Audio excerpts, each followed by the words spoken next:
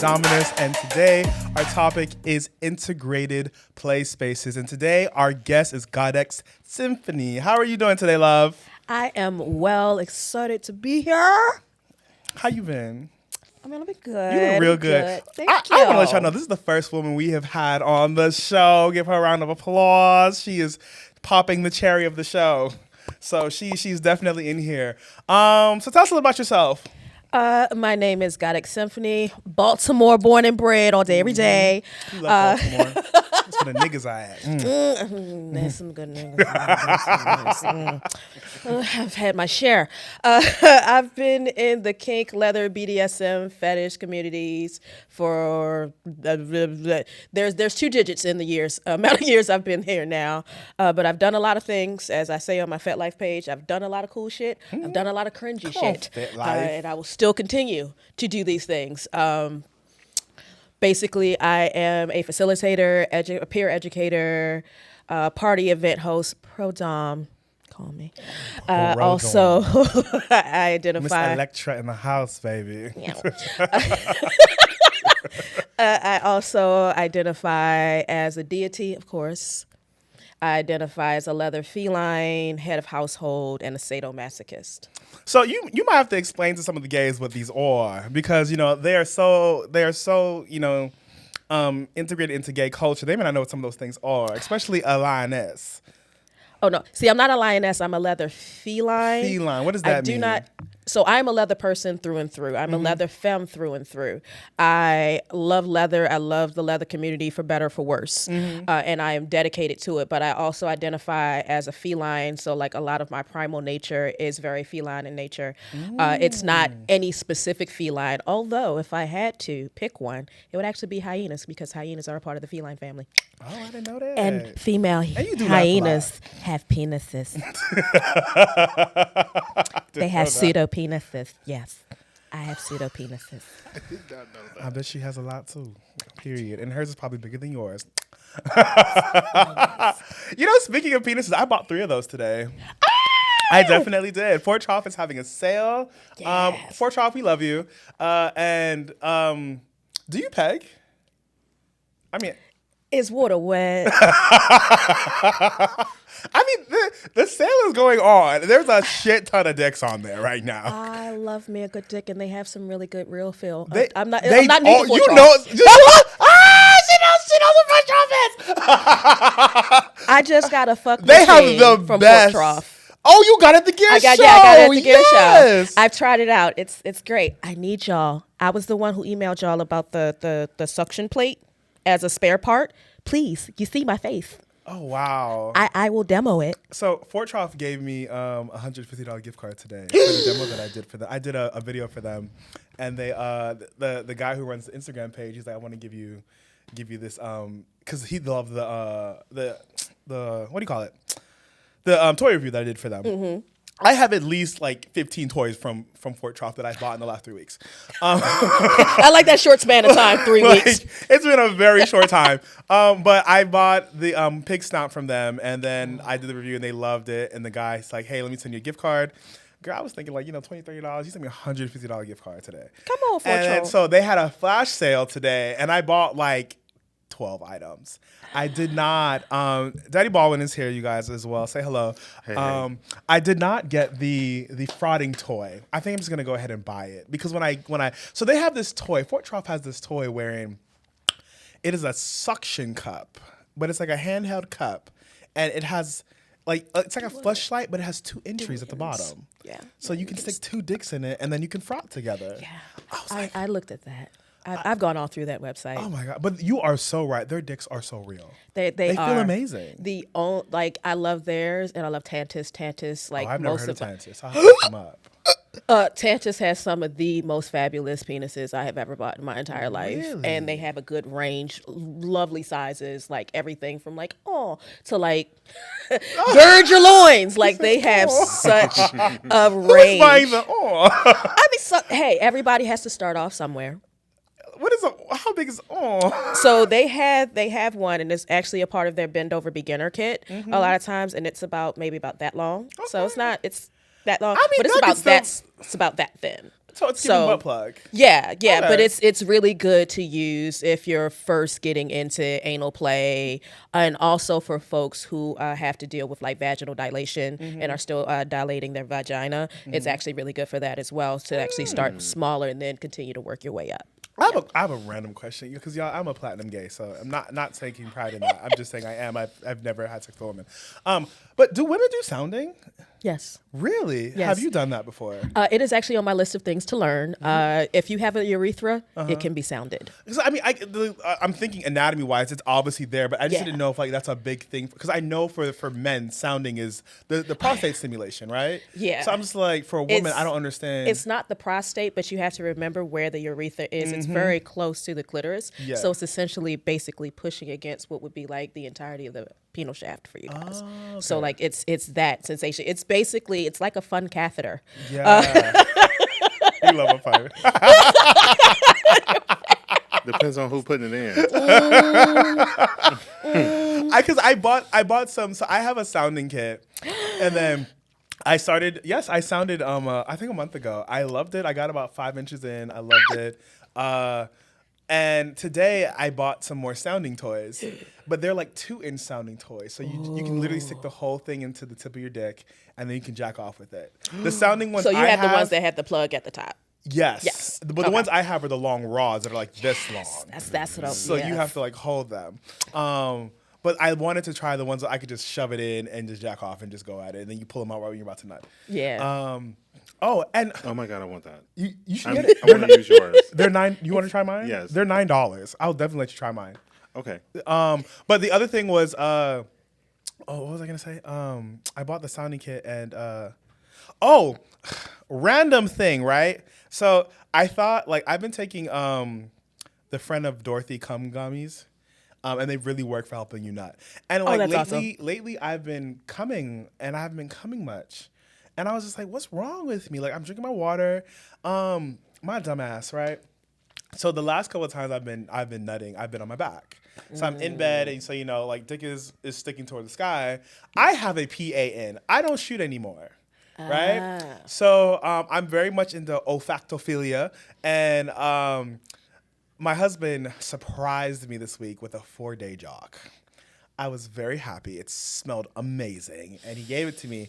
And so I was like, I want to add some nut to it, so that way it'll be a little more raunchier. So I'm standing up this time. So I'm just like, I'm gonna stand up. So that way, because I put the jock around my head and I started beating off, and it was fucking amazing. But I'm standing up and I'm about to nut, and then so much nut comes out, and I'm like, oh, okay, this makes sense because I'm pointing down. Because I've been jacking off. Thanks, gravity. Nothing was coming out of my dick, and I was just like, why am I not nutting anymore? And then so the gravity with the PA, I was like, oh, okay, I need to nut standing up now. Or at least just like lean over to your side. Yeah, I need to do something different because I was so sad. You can't do it the same way. I used to be a time. shooter. That's the only thing that like I had to like actively know. Like if you get a PA, this is not gonna be a thing anymore. I did not know. Yes, like getting a PA, like you can, like I've shot like a little bit, but it's more like a like what you did. It's more like that, but like I still come the same amount, but it just kind of like it just dribbles out. It just juices and dribbles out. Like my husband to this day, I met my husband when I was 30 and he's now 40, and my husband is still hitting the fucking headboard. Jesus. He can nut like a motherfucker. Oh my goodness. Like he can Haskell nuts, and it just. Like he literally, he nuts and then he has to like aim his dick because in the wrong way it will go in his eye, and it's happened more than once. I'm so jelly. He is all natural, and he will like when he nuts in me, like you can feel it pulsate. Oh, you love like that oozing feeling inside. Yes, it goes everywhere. So I had to give that up with my PA. But we got off the topic. We were talking about nuts and dicks, and I bought the uncircumcised dildo today. It was great. I saw them pulling it up and down, and I was just like, oh my so God. It actually has movable foreskin. Yes. Oh my God, yeah! I was just like, I didn't realize. And then I bought because I'm training to be a fisting bottom. That's my goal this year. Oh. And they had a fat cock.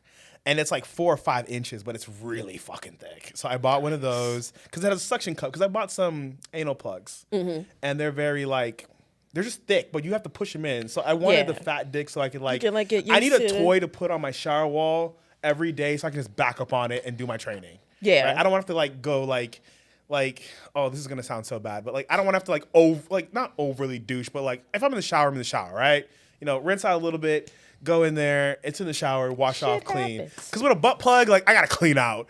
Yeah. And then like get in the bed and then like play with it because I wanted something I could just do hands free. Back up. My shower is big. Like my shower is pretty fucking huge. Come on. My shower is like the width of that. Almost. Oh, that is cute. Okay, yeah. Come on big. now. Come on. And so I can just like put it on the wall and just kind of back up to it. Nice. And I wanted to show you. Suction cup toys are underrated. But I also I got a alien octopus tentacle dick today, and it thrusts 1.5 inches.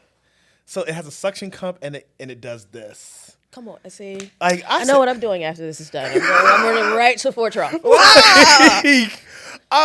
Fort Trough is amazing. Okay, so I'm gonna show you. I bought these two right there.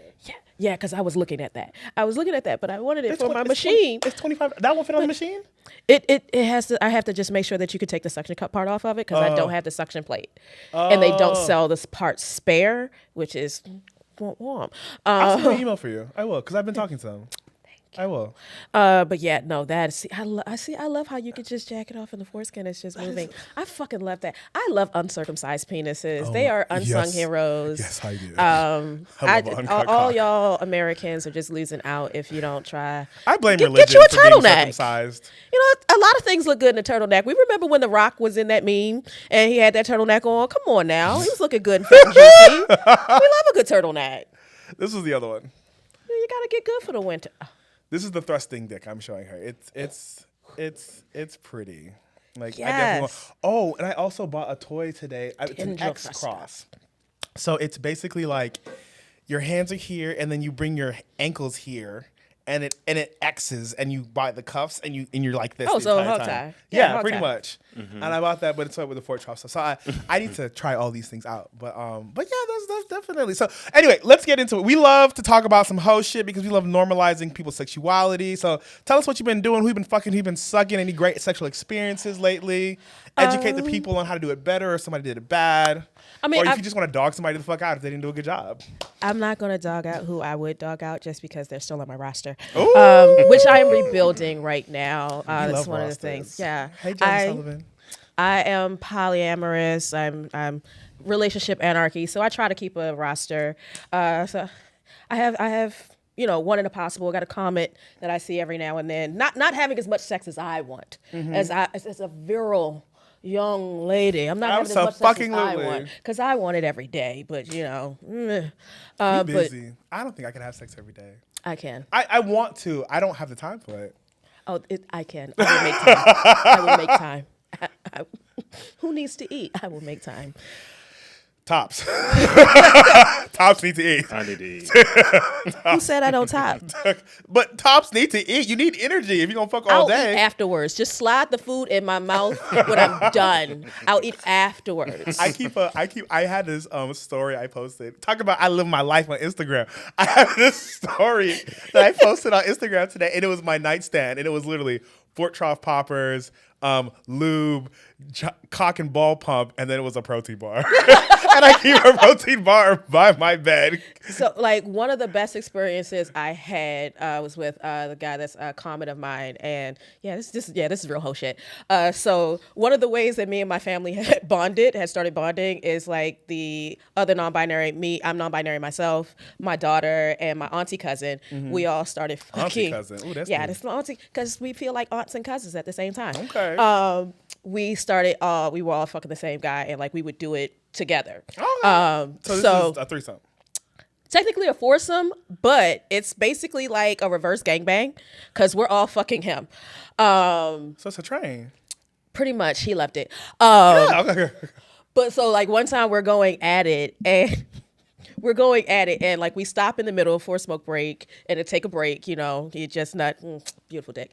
But so I order food from Burger King, and like we're eating nuggets, and like at some point like somebody's sucking his dick, and then like somebody else is just like feeding him chicken nuggets, and the next thing I know, like he's rolling a blunt, and I'm just sitting there like eating chicken nuggets, getting hit from the back, trying to dip it in the sauce and keep everything together. And it was like this is the life. Like this is the what life. I'm talking about. Yeah, like you like it was just one of those things. Like, so I'll find a way to eat. I will find a way to eat. I'm not gonna stop fucking to eat. I can do both at the same time. You can pop the dick out, put something in, pop the pussy out, put something in, go right back to it.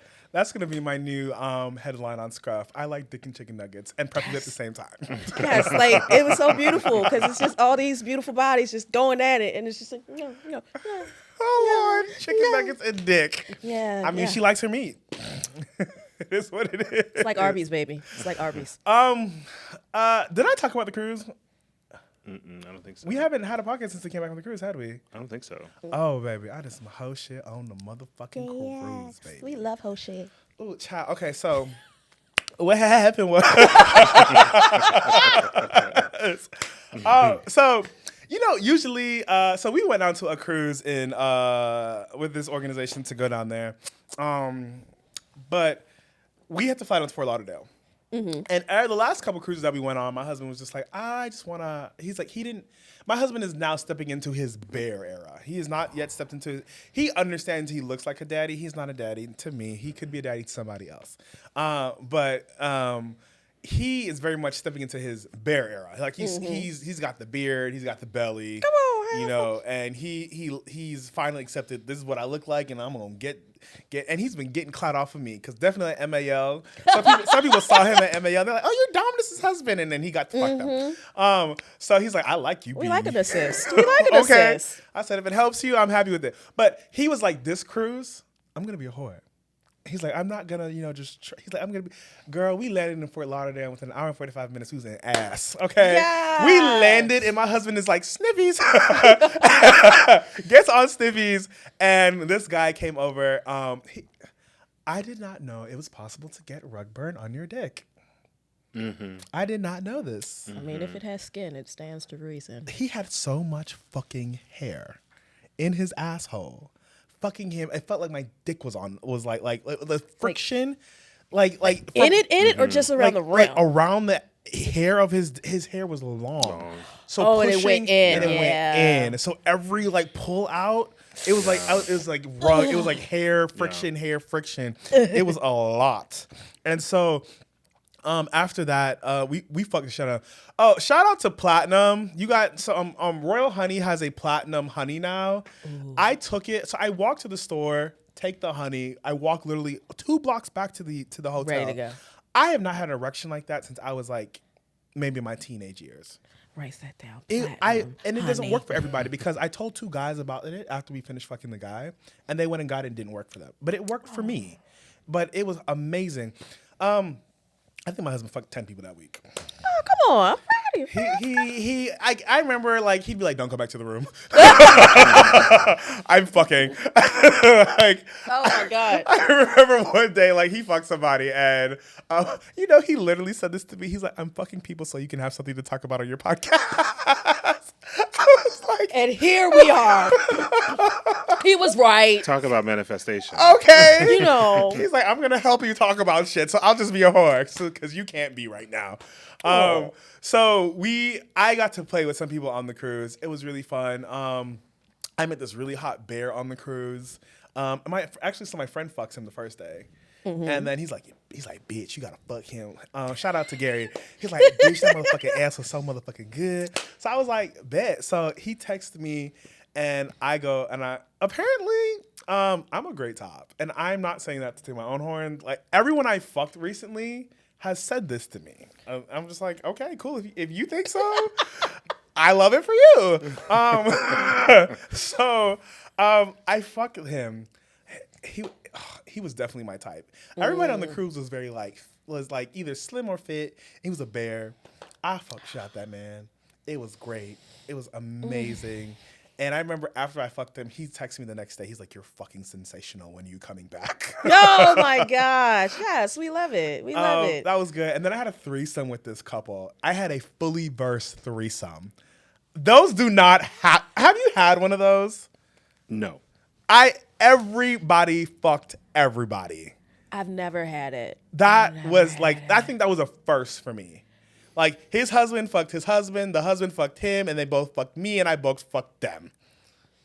Everybody was in everybody. Oh no! I've had that. Yeah, no, I've had that. I've had that a couple times. Like, it's just like, it's a mini orgy. It's just like everybody's touching. In. Yeah, everybody's touching. Things are going in every hole. Mouths are going on every parts of bodies. It's everywhere. There's no great. Boundary for real. It was great. So, crazy thing is, I met these two guys on a previous cruise, and I didn't know them that well. And so I saw them on this cruise, and like they came up to me like, "We've watched you, like your body change, and like, we appreciate how dedicated you are to fitness, A, B, and C." And then, like, I never would have thought they would have liked me. And then we had this amazing conversation, and then which led to like this. It wasn't like one of those, "Oh, you're hot, let's go fuck." Like, we all talked, and we built like this level of intimacy throughout the night. So we were like rubbing each other, and just like he had their hand on my back, and then so the next night, I call and I'm like, "Can I go do this?" And he's like, "Yes." And so we go out there and we fuck, and it's fucking amazing. I really enjoyed it. It was really great. And then we come back from the cruise, and my dumbass eats 500 milligrams of THC. It was fucking horrible. I thought I'd taken a gummy. So the gummy said 35 milligrams. But that was 35 milligrams of how much it weighed. The whole packet said 500 per piece. Why are they even selling something like that? Who needs to be that high? Who needs to be that high? I have not projectile vomited in almost 7 years. My God. I remember I was in the bar, and I was like, and I remember going to the bathroom. I'm like, it's come out of one end. So I'm on the toilet, and I'm just like, I don't know what the fuck's gonna happen. I remember coming out of the toilet, and then I remember my stomach started rumbling, and I'm like, I gotta go to the bathroom. Bathroom's locked. I come back into the bar. I'm like, there's nowhere to vomit. I go to the back door of the bar, and it just goes and comes out. And then I'm sitting there because I didn't know the gummy was that bad. So I'm sitting there, right? And I'm just like, I'm crying. So I'm just like, because the lady opens the door, and I'm like, I'm not that guy. I promise. I'm not that guy who's like vomits in the bar and loses his shit. And she's like, she's okay. Jamaican. She's like, all right, baby, don't worry about it. Come outside. It's all right. Let me clean up after you. And I was just like, I was crying. Like, I'm not that guy. I'm not that guy, bro. Oh my God. And so my friend is behind me, and I'm like, "Can you please take me home?" And she takes me home. Apparently, they didn't clean it well because Haskell's friend went back there last week, and he's like, his vomit's still on the wall. Woo! Oh my God. Yeah, Some memories, moments. It was a lot. But you know what the fucked up thing is? We're gonna get to our next segment. The fucked up thing was I went to a sex store, and because I only wanted one. The gummy had like 6 gummies in there, right? And so me thinking it's 35 milligrams, I'm like, I'm not going to eat all of these, and I'm not going to bring them back on the plane with me. I gave the store clerk one of the gummies, and he ate it in front of me. I don't know if he still has his job. I don't know what happened to that man. I mean, just have a high tolerance. But I was about to say, I they don't know sell what it in the store? No. I went to another store. Oh, you went to another store. Oh, God and I bless them. gave this guy working in the store Prayers a to gummy. you, my dude. Prayers to you. I don't. If you ever see this pot, I'm so sorry. This is why Tots you and don't pears. take Tots and gummies pears. from people you don't know. But I genuinely thought it was 35. Like, I did not try to. I can't. I'm 'Cause one of the people like, definitely I know. I'm sorry. I'm Like, definitely taking drugs from random people. oh, we sharing drugs? Okay, we sharing drugs. Okay. Everything we learned and dare, gone. We share Fuck drugs. there. Oh my God. We definitely did not listen to them. Don't do drugs, kids. Okay. Oh, shit. Let's tell you all the places to find drugs so you'll never go do drugs.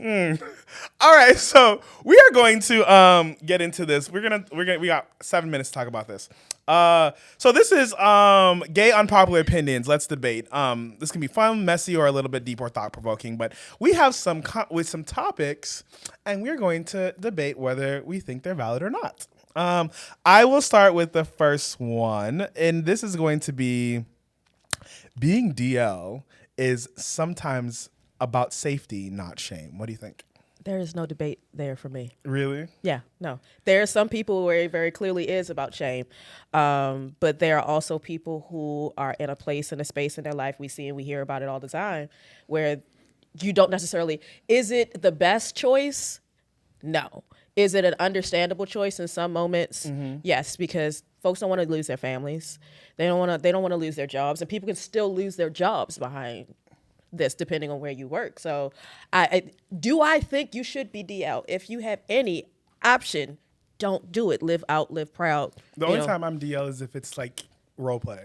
Yeah, or Me like personally. literally for your safety. Like sometimes you got butchered up, motherfucker. I was in Belize and I was gay as shit walking down them streets. I almost got in a fight. I'm not gonna hold you. I didn't realize Belize was super on-gay friendly. Wow, thank you for telling me, because that was going to be a possible returnement place. They do not. You like mean the tell me queers I down can't put there. my face in pussy when I'm down there? I mean, you're a That girl, so blows. like Caribbeans are really well. I don't think Belize is considered to the Caribbean. Yeah, the guy, when I went to Grenada and I was talking to him about some of the stuff I did, the way his face changed, like he was ready to stone me in the town square. Really? Yeah. Jamaican men are more accepting of gay females than they are gay men. Absolutely. But like I tell people, there's a difference between acceptance and fetishization, Come on and now. we are 100%. fetishized. That's exactly right. Women Absolutely. and non-binary, like we are fetishized. So it's a different type of erasure. It's a different type of thing that you're dealing with. No, if I'm going to fuck a chick, I'm not going to fuck her for your benefit. Yes. it is completely for you me. want to. I want pussy, Exactly. not you. What you think, Daddy Baldwin? So I think it's true. I think it's not only true to, it can be shame, it can also be safety, but it can also be the fetish. Right. So I think that in addition to that, there's multiple reasons why people do it. And I think people just get caught up in the fact that they don't, like, oh, you just don't want to be out. But some of these people actually are gay. They're just DL to you. True. 'Cause Right. everyone doesn't have to know you're openly out. That's out the there. whole- And that's the thing. That's the Like, whole point about trade, right? It's like you actually fuck dudes, but you look like you don't. Yeah. And so to me, DL is a very similar thing. Yeah. Because once people to me, it just seems like you couldn't be DL if you wanted to. Oh, You hell got a no. podcast. Baby girl. Everybody know. Man, I may look straight, but once So- this mouth opens, Right. she's a butch queen. Facts. Absolutely. But I do think that I think the black community is actually okay with DL. Like, and if I'm being honest, because I think it helps. It's our version of a masculinity issue, right? So as long as I don't know, then it's not real. It's plausible deniability, right? And I think we still have that challenge in the black community when we have, like, whether or not being gay is okay, and then being feminine is okay. 'Cause those are and two separate DL things. is Yeah. just another example of, like, oh, he's so masculine that he wants to fuck everything. Right, like that to me, and that's a thing. And I think some people like that. It doesn't matter who it is, whether it's if you're straight fucking other women or if you're gay fucking other men. There's still, for some people, an attraction to this hyper masculine man, so masculine that he's doing this undercover because his masculinity can't be. like from the dude, like the dad from Euphoria. I've not seen. I've that not show. seen Euphoria. Okay, so like the only reason I know because it was on in the hotel when I was at the conference, and like the guy, like the dad is just going off because he's fucking this trans teenager on the show, and he's just like, I'm Dad is such a fucking trans teenager. yeah, and but he's got a wife and 2 sons, and he's just like, I'm more of a man than any of you because I'm out here and I'm fucking who I want, when I want, Correct. how I want, and I was just like, I mean, statutory yeah. rape. But like we also, I think, as Black and brown people, need to be extra careful about that that type of hyper masculinity, because it leans into dehumanizing yourself and actually turning you into nothing more than a rutting animal, which is where a lot of the BBC fetish comes from, which is where a lot of that Exactly. stuff. So it's That is like, the tie. do you want to play? Do you honestly want to play into I'm so manly I can fuck whatever I want? How about you just be an adult and fuck whoever you want, but do it consensually and as above board as you possibly can. Culture talks about masculinity being so fragile. Why do you guys think it is that like men feel the need to have to be so hyper masculine instead of just embracing who they are? Because the minute you start to deviate from it, you feel like you're going to lose your standing and your privilege in society. 1,000%.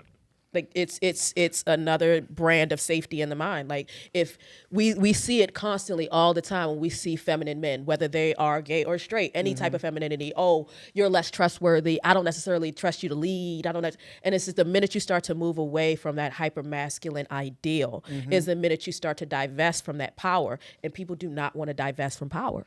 So what advice do you have for like men being able to take back their own individuality when it comes to being their own level of masculinity? Be safe space for the men around you. Learn how to hold space for the men around you. Give other men the things that you want for yourself. Because the minute that y'all start doing that for each other, it makes it so much easier for it to spread amongst places. Like there are a lot of guys who are DL who will blame women for the fact that they're DL. And it's so crazy because it's like, you're not necessarily mad at her. And the only reason she still believes that is because all your homeboys are going to make fun of you just as much as they're going to make fun of her. Correct. It's not just a woman to man thing, because first of all, there's more than two genders. But it's not just a woman to man thing. It's literally learning how to interact with each other in ways that allow us to be a full breath of ourselves. Why are you hanging out with homeboys and dudes who don't let you cry? Who don't let you sit there and be vulnerable, who don't let you have, moments where you're weak, who don't let you be silly and like get in contact with your inner child. Like, why would you want to have those people around you? Do they really ride for all of you, or do they just ride for the parts of you that seem quote unquote powerful? I think there's a lot of the truth in the sense of like we are a product of our environment, right? And I believe that when you grow up in environments where people are just typically like that, it's hard. The most masculine, how do I say this? Men who were not afraid of their masculinity or femininity I've met was in the military. Like I have met some of the coolest dudes who were just like, we don't give a shit that you're gay. They'll play around with you. And I feel like one, like the trauma of being in the military and all the shit that y'all go through does help you guys create a bond, right? And you know, it's all about making sure that you're there for each other at the end of the day, whenever you have to get deployed or whatnot. But it's like so many facets of life are just like you're put into this fucking mixing bowl. Yeah. And it's just like you guys are looking for commonality to be able to thrive and to be and to have unity and brotherhood. But it's like stepping out in the civilian world, it's hard for me to find like straight men who are just cool with like me being like one of my best friends, like Andrew, love Andrew. Like I told like I could not tell a straight man if you were gay, I would fuck you. Oh my God. What you mean? That would start some shit. What you mean? You been looking at my ass this whole time? Well, yeah, but like I know you're not gay, so I didn't make a move. Like he was the first guy. He was the first straight man that I ever said something like that to. And I said, Andrew, I'm like, I love you, and I never try you because not every gay man wants to fuck every straight man. But I was just like, you're very attractive to me, and I'm like, if you were gay, and he was like, that makes me feel so good, and he wasn't turned off by it. It didn't make him like question my sexuality. Go ahead. Go ahead. He wasn't turned off by anything, and like it gave me like a lot of hope in the fact that heterosexuals are not lost, especially the hyper masculine ones, because he looks very hyper masculine. He's a white guy, but like burly dude, like chest hair all over. Yeah, but we're also having a different conversation when we change ethnic backgrounds. True, I do think that's true. So I think black men, we're having a different conversation when we're talking about black men, not because I think that black men are that's true. Not because I think white men have a longer period of time of being able to be okay with certain forms of, I'm going to say sensitivity, right? Where I think black men are not. Black men are hyper-masculinized. Correct. You lose less power when you have long hair. Right. When I think about Prince, I think about Dennis Rodman. I think about, because all those men were hyper masculine, but because Dennis Rodman wore that dress or he wore nails, he had all these other things. Like he was considered feminine, but because he was fucking so many women, and he was like that kind of like offset those things. And the same thing with Prince. Prince was Prince, but he was also to kind of offset his his stature and his ability to kind of flow and femininity, that he was everybody saw him as hypersexual, right? So like he could still get all the women, and he's doing that to get women, right? Like in that kind of way. And I think that there's this space where we have to figure out like, hey, in fact, the folks that I think that are most masculine are ones who are able to live and hold their own space in both masculine and femininity. Absolutely. Like those are the ones that like, look, Yes. just because I can cry in front of my girlfriend, daughter, boyfriend, husband on the street. Means that I'm actually in touch with myself, and it doesn't threaten me, and you can't threaten me. Thank you. You can't take away my power. something. Yeah, you can't it's like take the black anything from me. card. You can't take my black card. Yeah. I'm black. Let take it, the though. police ain't gonna be like, hey, black people, did you take his black card? Yeah, that's not going to magically stop you from getting pulled over. It's not. It's All like right. let's do one more because I want to get into the episode, and we'll keep this one short. I'll let the two of you guys speak on this.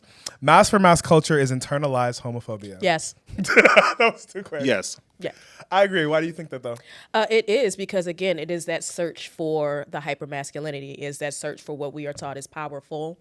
And a lot of times it is done in a way to push back against this idea, well, I'm gay. They already see me as X, Y, and Z. They already see me as feminine the minute that I admit that I'm gay. So if I'm mass for mass, and it's only mass around here, and it's like, it's overcompensation. A lot of times it is overcompensation to feel better about yourself, to reclaim your masculinity.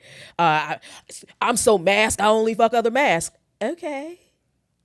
What do you think?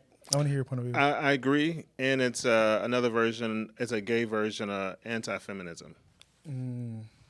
I think for me it was so like I'm so gay that I only fuck straight. Like, I can't even dudes. fuck femme. Yeah, I can't. Like I wasn't born. Like it's like I'm so masculine. I don't even fuck with women.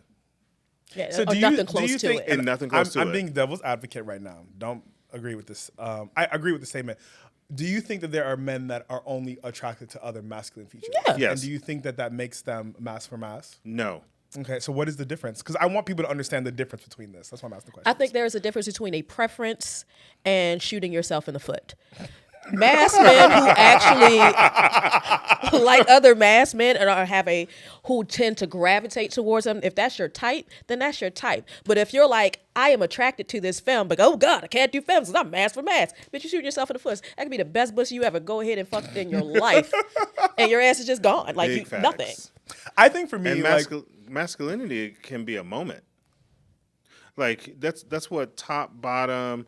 Not that you have to be masculine to be in those things, but when we're talking about kink and fetish, we're talking about scenes. Yeah. In a scene, you can be this person that you're not in every day. Matter of fact, we had a guest on who was presents very feminine, who's a dom. who? I can't remember his name right now. George. Oh yes, we love George. That damn Right? George. That damn George. Everyone knows who George. Everybody knows George, We right? love George. Like George is a great example of this. Just because he presents with a flair in some aspects does not mean he can't encapsulate masculinity and dominance. Because we need to separate. I do think, but Go ahead. Oh, no, I was just going to say, we ahead. need to separate femme equals woman, masculine equals man. Exactly. That is the problem that we that's have. exactly it. So if I'm a fucking man, it have to be masculine. It doesn't matter. And Man it is a moves man to is a bottom man. and topping. All of a sudden, just because you're a top, Yeah. you more masculine than. I do think Go ahead. so like cultures are changing, right? When I was coming up in the gay scene, you know, I have a big attraction to like daddies, right? And a lot of younger gay men do. And I think where I fell into the trap was that the type of men that I liked were very mass presenting. And a lot of times you try to make yourself look like what you're attracted to. And I do feel like a lot, and I think for me, meeting my husband and learning to be myself got me out of that trend. And I think that's the message. Like, and I do agree with you guys on the statement, mass for mass. I do believe it's internalized homophobia because I've seen some nasty comments on between, especially. I'm not gonna say that because never mind. There are a lot of apps. I'm not gonna say which one specifically, but there's a lot of apps, especially the gay ones, where that is a thing. And it's literally in their profile, mask for mask only. Like if you come looking like any type of femininity is in you, they will not touch you. Yeah. And I do think it's like I feel like they're stuck in a time age where they're just afraid to actually be themselves. But I can also like, hey, they're not going to learn to be themselves while I was pushing back on it. Absolutely. This is the other part about it, right? We just got to call it what it is. It's fetish. I am turned on by a masculine presenting man. That is a fetish. You just don't know it's a fetish. You just think that this is how life is. They think it's a and lifestyle. there's it's a socially more acceptable to it. fetish. Correct. Yes. It's a socially acceptable fetish. We don't even call it that. Yeah, it's a socially We don't even call it a fetish. Have you ever had sex with? And we got to get into the episode. Have you ever had sex with somebody who's super masculine in bed, and then after and they're regular, like they are just a total queen? Have you ever seen that switch? No, I I've not. have. Oh, of course I have. It is. Of course it I is have. scary. Like it is weird to me. Like in bed, it's just yeah, fuck me, dude. And they're like, oh my god, that was great. I was just like, I have seen that. I definitely had some like, and as soon as they done, just roll over, thumb in mouth, and it's just like come on. okay. Mine was the opposite. Really? That's why I was like, I'm not seeing that, but mine was the opposite. Okay, we're gonna get to our episode today. So we are talking about integrated play spaces. I want to start talking about Black and Kinky. Tell the people what that is because it's very important. The whole point of Frequency is that we tell people about the things that we do, but we also show them where they can go. And Black and Kinky is an organization that is centered here in DC. So she's going to explain about what it is, where it is, and how you can do it, and how you can get into it and get done by it. So Black and Kinky in DC is an organization. We put on monthly events at a local dungeon here in DC. We are very clear about the fact that our events are Black focused. Everybody and anybody is welcome, but they are Black focused. So it's why is that important? It is important because you get tired of being the pepper, the speck of pepper in a glass of milk when you go I'm out. gonna play devil's advocate this whole thing. I need the people to understand why the questions are asked. Go ahead. It's the same way that as queer and gay folks, we like to fellowship around folks who are just like us or have similarities, not just like, but similarities to us. A lot of us Black folks feel, of course, the exact same way. When we are engaging in kinks and fetishes and BDSM, first of all, that is already a huge load and an undertaking that we're going through. Vulnerability. Because we're still dealing with a lot of, Black folks don't do that. That's white people stuff, da-da-da-da-da. So to do that in a space where it's largely white folks, it can happen, and it does happen for a lot of people. But if you're able to do that in a space with it's just beautiful Black and brown bodies all over the place, it takes off some of that stress that you're dealing with in your head. How will I be judged? You're not going to think about how you're going to be judged as a Black person while you're still in that room. Because it's a bunch of other Black people in that room, and you're looking at everybody. We're doing a head nod. I don't have to sit there and listen to all night while I'm doing that. Like the playlist is curated with lots of good stuff. Like you have never been to a real good know what's up. hey, like take me through that. Take me like we are getting it in. I have flogged people to Parliament Funkadelic. Like it is absolutely beautiful to be in that space. The themes Can we are say our where things. it is? Yeah, I didn't know if you. Yeah, we can. Oh, I want people to know how to get there. Yeah, so because I want you to understand. For your events, you said they have to have the membership, right? So explain, our events right now, we hold them largely at the Crucible, which is a dungeon in DC. Great place. It's a dungeon. It is a members only space. So because of that, you either have to get a membership, which is actually really good to do. It's a membership is for a year. It actually gets you a percentage off. $40. Yeah, like $40. It gets you a percentage off of all of their events, public events. So you pay less at the door. Usually we tell people, renew mine. yeah, we tell people after like 4 or 5 visits, it pays for itself just with our party alone. And that goes for any event that it's a public event, typically at the Crucible. But it's there, and the Crucible is a great space. Lots of open equipment, separate aftercare space. Baby, it's like, okay. She is not painting it the way when you walk into the Crucible. I don't like to paint. When, That's why I have a And bonus that's hole. the way I like it. Yeah, I have a bonus hole. I don't like to paint. when you walk into the Crucible, there's a little like Like there's Yeah, two glass like cabinet things where they check you in, then you walk into this giant locker space, and then you walk in. It's at least I want to say maybe 2,000 to 3,000 square feet. Right? Yeah, it's pretty a good. giant fucking room. Yeah. and there are pillars. There's like maybe four. There's four a to six cage against one pillars. pillar, like a go-go cage that you can get into. Yes, a giant stage. There's a bed in the middle of the floor that people at Black and Kinky very often take nice advantage of. I've seen a couple orgies there. It's kind of cute, Go y'all! It's amazing. Yeah, they have like suspended things from the ceiling. yeah, if you want to get suspension hoisted. points. Medical play area there's that for little folks. side Yeah, room. yeah. So they have that's one of my favorite things because they have 2 bedrooms there. So with the bedrooms themselves, they have of course doors, and red velvet ropes. And if you leave the velvet rope on there and leave the door open, then anybody can watch.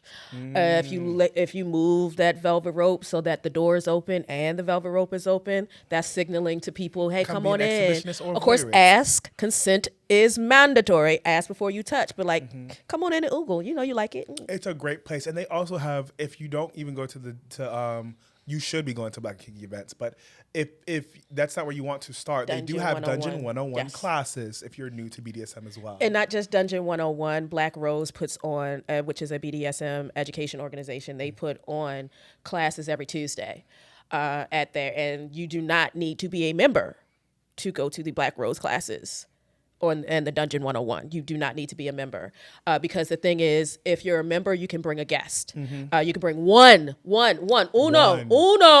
I'll bring no more down. One guest, because we've had people try. I love y'all, but come on, we've had people try. But you can bring one guest with you, and that guest pays usually it's like you pay $25, they pay $35, but you can bring a guest with you. But after a certain amount of times, you can't be no guest no more.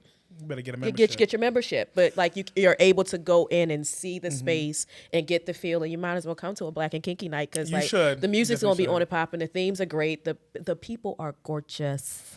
So let's get into actually what this is all about. So integrated, because I'm sure a lot of different people, this is not just for females or men, right? Or other genders that choose to go here. Yes. And we really want to get into actual integrated play spaces. So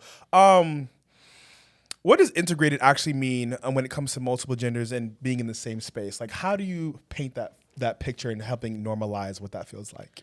Because I feel like, and I asked that because a lot of people are used to like gays only or lesbian only play spaces. Yeah, and like I tell people, there's a difference to me in a queer forward space than a pansexual space. Let's get into it. And this is a little shady, but fuck it, we're here.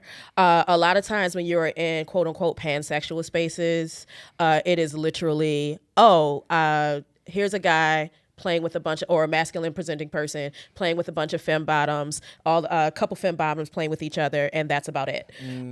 In queer focused spaces, it's really about however you want to play, that's how you play. And that is literally how we have things set up at Black and Kinky. As long as your play is consensual and within the guidelines of what is allowed within the play space. Come and do it. It's being clear about all types of sexualities are like we want them there. We want you here. We want you to explore.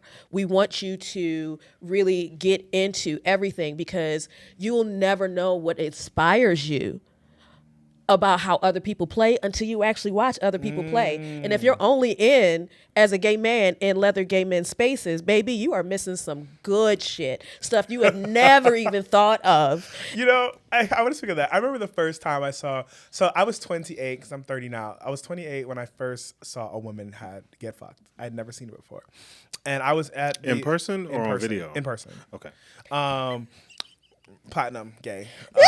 Sorry. And I a lot of people say that like I'm with a pride thing, and it's not a pride thing. It's just explanation. I am not into females, but I do find I love watching females get fucked. Is that weird? Like no. I love watching females get fucked. I just don't. My thing don't work. L-word. I don't. Huh? L-word got me together. Who? L-word back in the day. I know you're young, but back in the day, L-word got me together. Those sex scenes in that thing, boy. Oh, the lesbian movie show. Yeah, Yes, TV show. Absolutely. Because know we it's Showtime, forget right? there's a difference between sexual desire and attraction and aesthetic desire and attraction and sensual desire and attraction. Sometimes it's just really fun to watch. It other is. people fuck. So she was a bigger girl, and I remember I had gone in because it was a leather weekend, and so it was a co-ed leather weekend, and I had went in there to go have some fun myself, and I remember I walk into this play space and I hear and I'm just like, I think that sounds like a woman,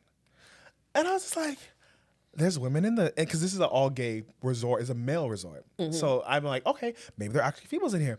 So I walk back there, and I remember walking around the corner, and there's a lazy Susan, and she is surrounded by like 6 dudes. And they're all like, one dude fucks her, and they literally turn the table, and the next dude turns on her, and she's just holding on to the table. I was so intrigued. I was like, I didn't want to participate, but I was that was one of the few voyeuristic memories of my life where I was like, it was so cool. Just content to watch. Because in like society, that should have been labeled a whore, right? And in my mind, I'm thinking like, oh my God, she's literally having the best time of her fucking life. She is living her best life. And so are the men. Yes, and that's literally all that's going through my mind. And I was having so much joy watching it, knowing that she was having the time of her life. Yeah. So, and that kind of goes into my next question. Are integrated spaces, like, because I know like in gay spaces, like we have a typical thing that we watch for when it comes to like making sure everyone's following the rules. Is it more difficult to manage integrated play spaces? That's wow. That's an interesting question. Is it more? No, but there are things that you typically are looking for that you're not going to see at the spaces, i.e., kind of the interplay that happens between some masculine men when they show up and interacting with feminine women and all that. So you have to keep an eye out for that occasionally. But no, it's not too much of a difference. There are slightly little different things here and there. But for the most part, it's really the same because, again, it all goes back to consent. It all goes back to consent and making sure that everyone is enjoying themselves doing whatever they're doing. Last question before we get into our second part. How do people unlearn gender assumption in kink? Go to integrated play spaces. That is how you unlearn some of some of the greatest things that I have ever seen have been in integrated play spaces.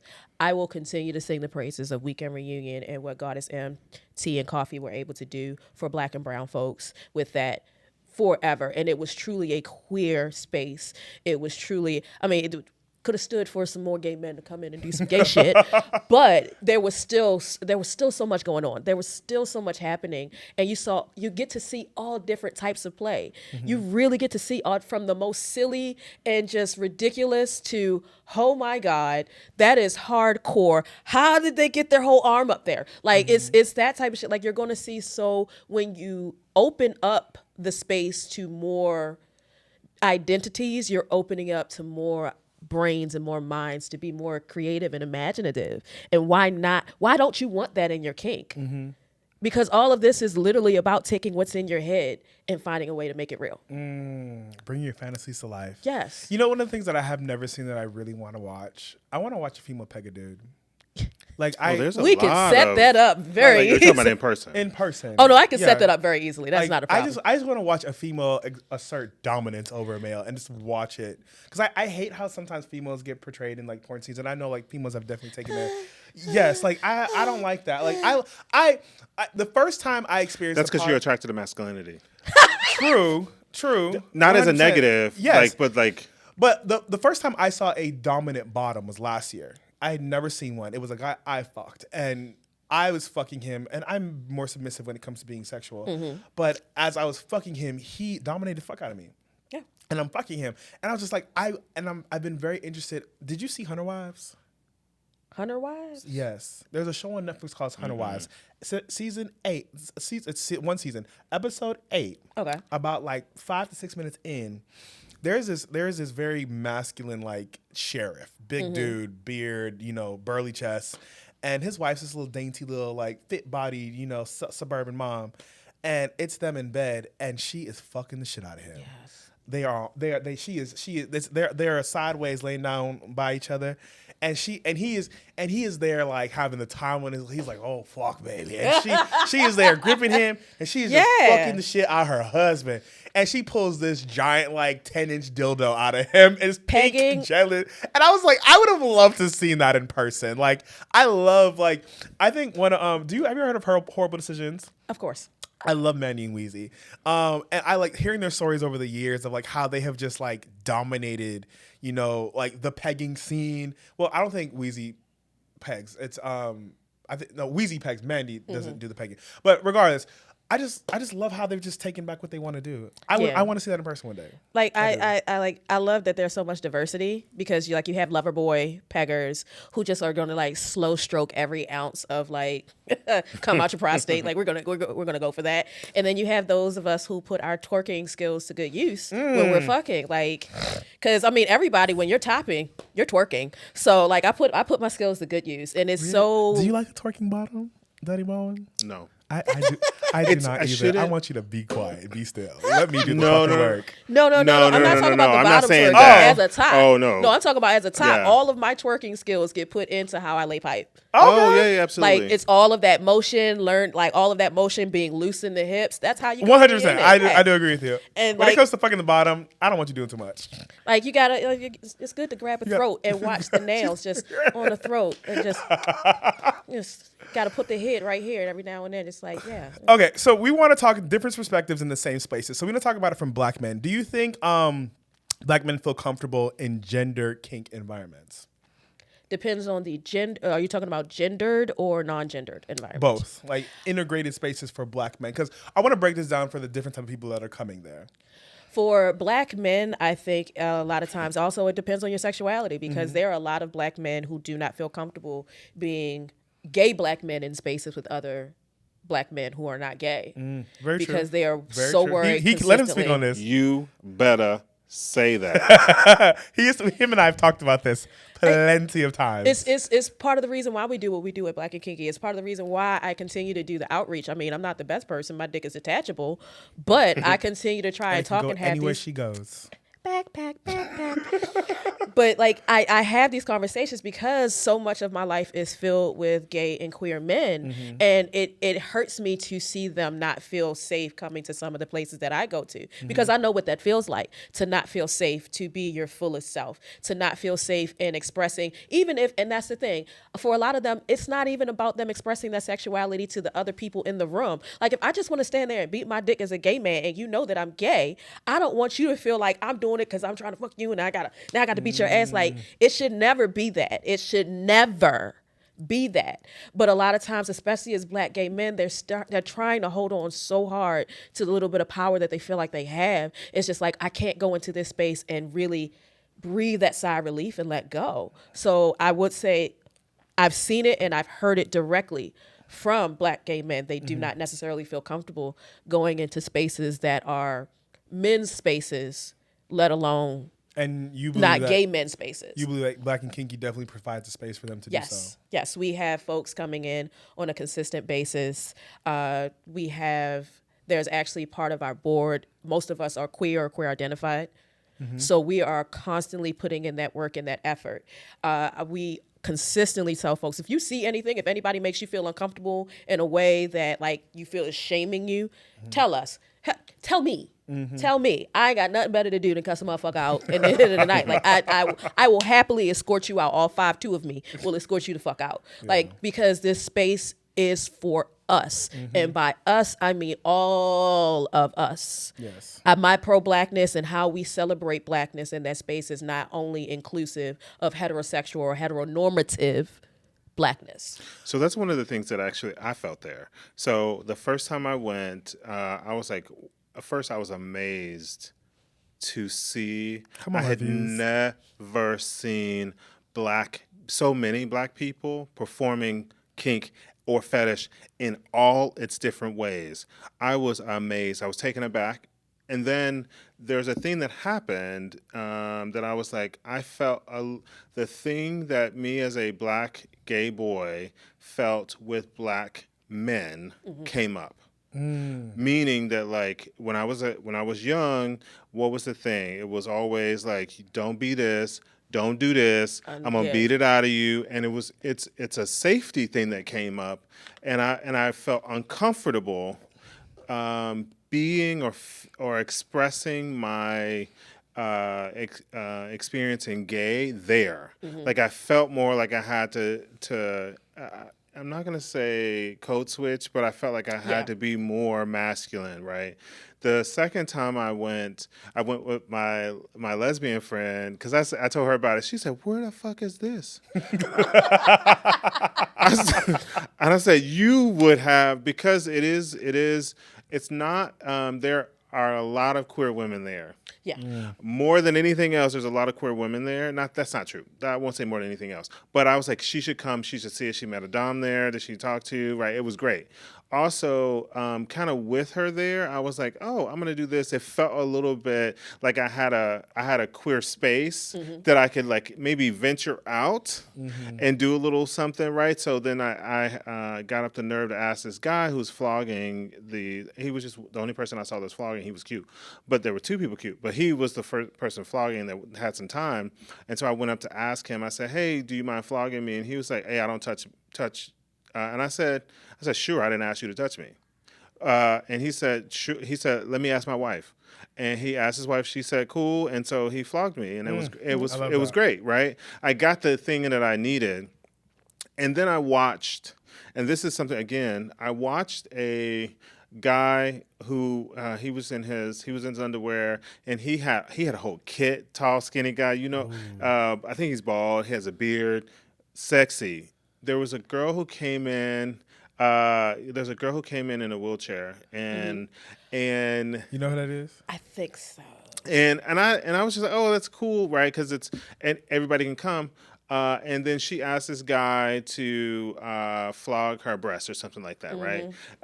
And so he started doing it, and the pleasure that you could see the pleasure that she was getting from it. And when I tell you, he started playing with her nipples, and I was like, see, this is what I'm, this right here, like it's palpable that you can feel the sensuality in there. Yeah. And when I saw that, it actually changed a little bit about my flogging experience, not in a negative, but I've been flogged by a gay man and now a straight man, right? The difference is the connection, at least in a space, right? So he was willing to do the flogging, which is a motion to do it, right? And I received it, which felt good, but there really wasn't a connection that was not sexual, but maybe a tad bit sensual, right? And so that was missing that because there's a thing because some kinks are not actually sexual, but there is a vulnerability that can come in there that feels sensual,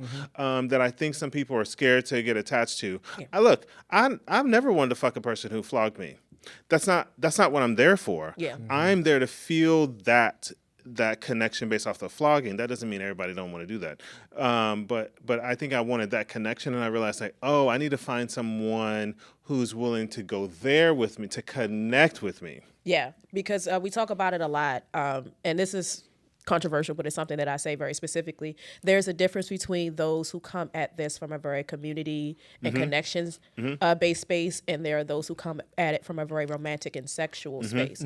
And I was just talking about this at the conference this weekend. There are some of us who do this literally for the love of the game. Absolutely. It doesn't matter who the bottom is. Yeah. I don't care what your gender is. As long as you are consenting to it and we match up in profiles, I'm going to give you every ounce of energy and connection in it, because even still, it's not sexual, but it is sensual. We forget that sensual is literally about the senses. It's about the sense of touch, smell, hearing, all of those things being interconnected and used to bring about pleasurable feelings, however you define pleasurable feelings. Like there are some of us who truly do this for the love of the game. There are some folks who do this to connect with people that they find romantically and sexually attractive. Yes. So it's learning the difference between those folks and those of us who are out here as service tops.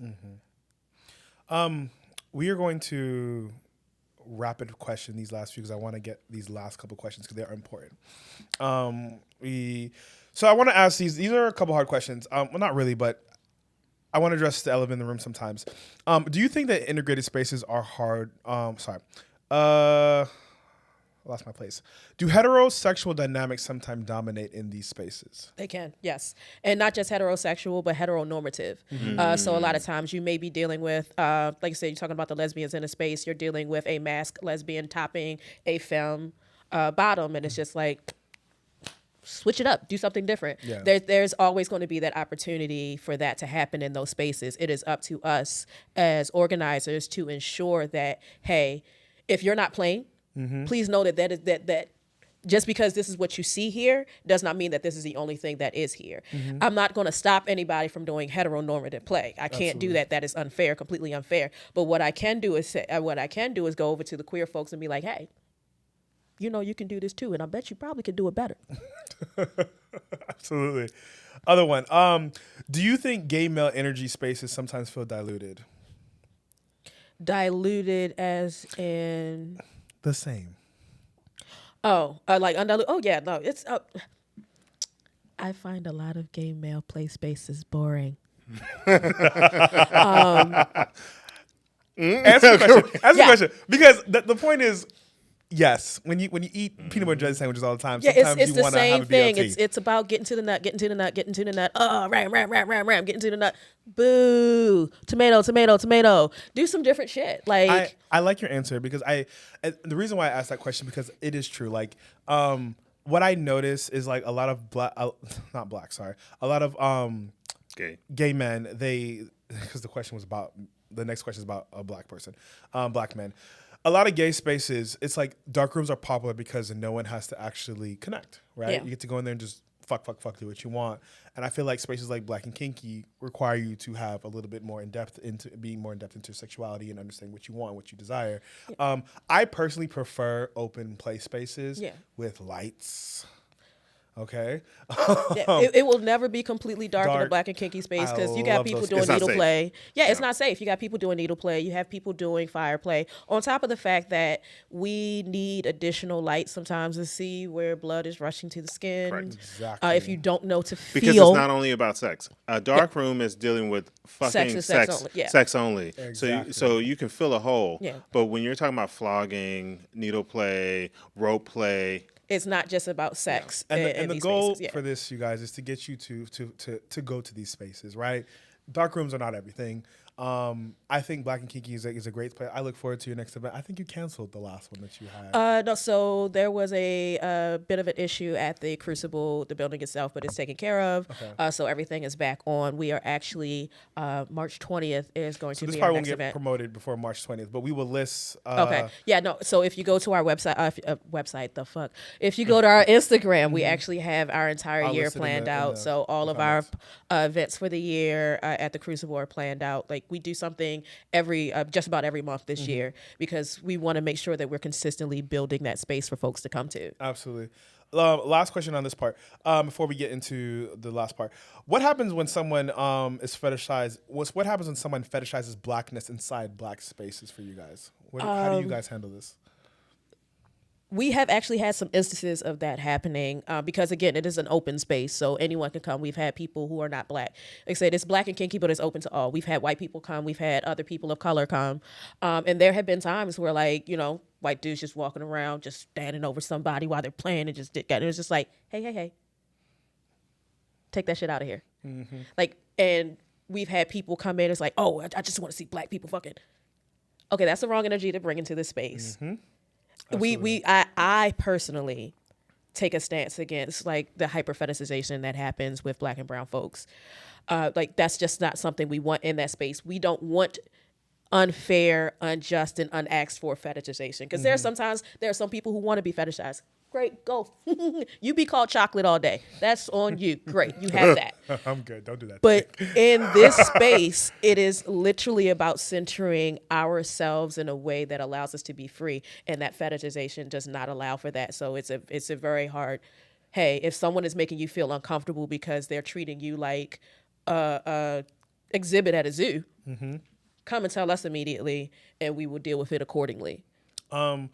I agree with that, and I think one of the things, especially when it comes to being fetishized, is also, and I think one of the things I like what you've been saying is you are very aware of the surroundings that is going on in the place. So I'm guessing, is there like a moderator that's there like throughout the day? So we have dungeon monitors. I am typically there. If I am like there, dark rooms need some dungeon monitors. yeah. So there are dungeon monitors. So there's a whole team of us who actually does this. There's the big three: is myself, Serpil, Push Your Limits, and Rowdy. The three of us actually kind of organize this, and we also have a team of volunteers of about 4 to 5 volunteers that actually come through. So on top of the dungeon monitors that are supplied by the Crucible, all of us are there. So I'm the type of person, when I'm there for Black and Kinky, I'm usually not playing. I plan to actually change that this year, to actually start playing more at my own event, to enjoy it more. But I'm usually not playing because I'm walking. I'm always keeping an eye out, making sure that people are comfortable. Nobody's getting too drunk. Nobody That's how I feel when is I'm at like, hetero.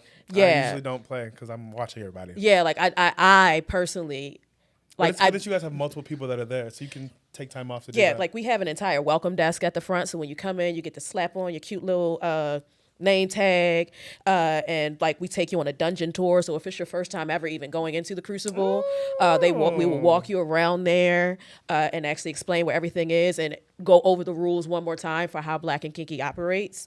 So there's always going to be at least one of us available for people to come and talk to. And we're always keeping an eye out for everything. We stagger everything that we do. So it's not something happening, like we're all in the midst of doing something at the same time. Like we take safety in that idea very important because we are creating this space for you guys. We are creating this space for the public. So it's up to us to make sure that we are actually keeping an eye on everything to make sure that it's as safe as possible. Absolutely. This is a final quote. It says, integrated kink spaces aren't just about sex, they're about reimaging what the Black erotic community can look like when it comes to removing shame, hierarchy, and exclusion. I think these spaces are super important for us to be able to explore. I like the fact that it's not just about the sex, and I really appreciate you for being able to hone in on this experience and to curate this experience for people to go to, because a lot of people don't even feel like they can. And yeah. I want it to be very important, like, a large part of our kink and fetish journeys is being a voyeurist, right? Go see. You never know what you won't like unless you fucking try. And Black and Kinky is a great event to go to explore, see what you like. You'll go meet Symphonee there, and she will take care of you, literally. Make sure nothing happens to you. And I'm so glad that you are in our community to make this happen. I really appreciate you. Thank you. I want to add to that. Go ahead. Only just to say, like, hey, if it's your first time, take a friend. Yeah. Right? Like, absolutely. Take actually somebody you want to play with. Yeah. Bring another curious individual so y'all can figure that stuff out together. Right, because I really do think that, particularly if you're if what I said to you reign true maybe in your life where you have some challenges or have recognized that maybe some of the small T trauma you have is with Black men when you were young, then it may come up, right? But but that's actually what we talked about on the podcast before about healing through kink and fetish. There is no Black liberation without sexual and sensual liberation. Correct. And we do that, and we can do that through kink. Absolutely. Healing ourselves. You know, it's funny. I skipped over this part because I was just like, I'm trying to, but it literally says practical advice for listeners, right? Research the event, follow the dress code, arrive sober, bring a buddy, know your limits. If the energy feels off to you, you can leave, and make sure you aftercare for yourself. Yes. Yeah, it was great. And see something, say something. And they had concert there. They had the watching this guy play. I've seen him on Twitter. I know exactly what you're talking about. Eli, the naked trumpeter. Oh my God, watching him play his trumpet right into that woman's cooch and the way she responded, I was like, shut. They are absolutely phenomenal. They are a phenomenal performer, and like. Because since you said that, I know exactly which event you're talking about that happened at. Blowing trumpets into pussy? Yeah, that's their thing. Their pronouns are they, them. But like that's they are an actual trumpet player, and they take that trumpet with them everywhere they go. And if you're willing, they will pull it out. So you know how trumpets have a spit valve? Is that part of the kink too? No. No, it's all the vibration. It could be though, right? Like it can't be for you. Put that spit on me. Spit drip on me. Oh my gosh! But yeah, like it's that's a lot of like good practical advice. Please don't show up drunk. I can't I don't express that enough. Will you be Please don't allowed show into up the that- event if you show drunk? No, Absolutely not. and Now you know. again, all 5'2" of me will escort you the fuck out if you get fucked up. But yeah, bring a buddy, bring somebody with you, bring someone who's interested. Even if you guys don't play together, because it just makes it that much easier for you guys to look after each other, especially when it comes to aftercare with a lot of this stuff. So yeah. We are going to that is it all we have for the show today. I appreciate you for being here. Tell people where they can find you on Instagram. You can find me on Instagram at Goddexx Symphonee at Mixed Symphony. Yeah, I'm on Instagram. Don't find me on Facebook. I don't friend people. But Instagram, feel free to follow. Also, my fat life stays pretty popping. Might see my tits there. You never know. Thank you so much. We appreciate you guys for watching this episode of Frequencies. Tune in so that's every Monday, and we will see you next week. Bye, guys.